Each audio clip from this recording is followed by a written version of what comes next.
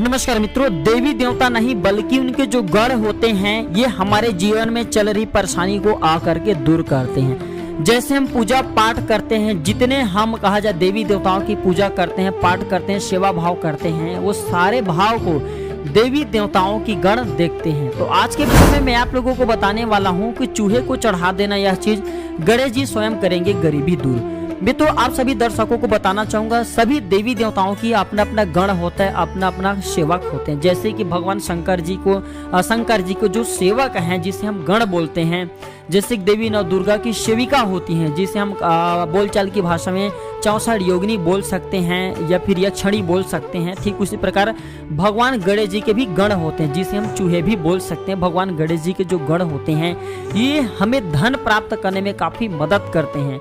भगवान गणेश जी स्वयं आकर के हमारे निर्धनता को दूर करते नहीं, बल्कि इनके जो गण होते हैं वो आकर के हमारे सेवा भाव को देख करके हम पर प्रसन्न होते हैं और हमारे निर्धनता को मिटाते हैं। तो आज मैं आप लोगों को सबसे सरल आसान विधि बता रहा हूँ मित्रों, क्योंकि आपने जरूर देखा होगा भगवान जो है तुलसीदास जी ने राम जी को प्राप्त करने के लिए सबसे पहले हनुमान जी के चरण में गए थे और हनुमान जी के द्वारा ही उन्हें राम जी मिले थे।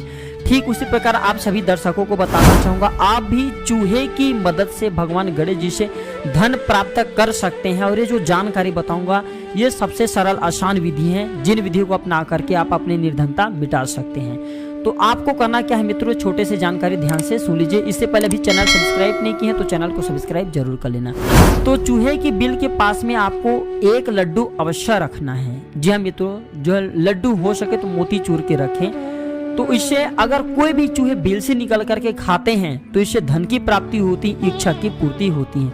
ये पहला प्रयोग है, ध्यान से सुन लीजिए। दूसरा प्रयोग बता रहा हूँ, निर्धनता मिटाने के लिए आपके 7 जन्मों की निर्धनता मिट जाएंगे दूसरे प्रयोग से। तो धान और आपको लेना है गेहूं। अगर आपके पास धान है तो धान ले लीजिए, आपके पास धान नहीं है तो गेहूं के दाने ले लीजिए। इसे चूहे के बिल के पास में आपको रखना है। अगर थोड़ी सी भी गेहूं के दाने चूहे खा ले और बचे हुए जो गेहूं के दाने हैं इसे घर में ला करके अन्न भंडार पे रख देना, पैसों वाले जगह पे रख देना। पूरे घर आपके साल भर के भीतर में अन्न धन से भर जाएंगे। 101% मैं आपको गारंटी देता हूँ, क्योंकि चूहे अगर एक भी दाने अगर धान या गेहूं को खा लेते हैं तो समझ जाना कि भगवान गणेश जी आप पर मेहरबान हो गए। तीसरे नंबर पे आते हैं मीठे खोआ। जो है आप चूहे की बिल के पास जा करके कोई भी मीठे पकवान रख देने से खाने के बाद भी आपकी निर्धनता मिट जाती है। विधिवत मनोकामना के लिए अंकुरित चने या जवा अगर चूहे के बिल के पास में रखा जाए और इसे खा लेते हैं तो जो भी आपके मनोकामना सारे मनोकामना पूर्ण हो जाते हैं। तो मित्रों, ये थे आज के छोटे से जानकारी। यह जानकारी कैसा लगे हमें कमेंट सेक्शन में जरूर बताना। वीडियो देखने के लिए धन्यवाद। नमस्कार।